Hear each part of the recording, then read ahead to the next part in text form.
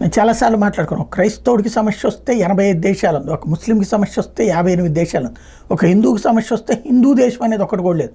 కానీ ప్రపంచంలో హిందువులు అత్యధికంగా ఉన్నటువంటి దేశాలు ఎక్కడెక్కడ నివసిస్తున్నారంటే భారతదేశంలో 110 కోట్ల మంది హిందువులు ఉన్నారు, నేపాల్లో 28 లక్షల మంది హిందువులు ఉన్నారు, బంగ్లాదేశ్లో నేపాల్లో 28,60,000 ఉన్నారు, బంగ్లాదేశ్లో 13,10,000 మంది ఉన్నారు, ఇండోనేషియాలో 4,64,000 మంది ఉన్నారు, పాకిస్తాన్లో 4,44,000 మంది ఉన్నారు, అమెరికాలో 3,23,000 మంది ఉన్నారు, శ్రీలంకలో 3,09,000 మంది ఉన్నారు, మలేషియాలో 1,90,000 మంది ఉన్నారు, దుబాయ్లో 1,23,000 మంది ఉన్నారు, బ్రిటన్లో 1,03,000 మంది ఉన్నారు.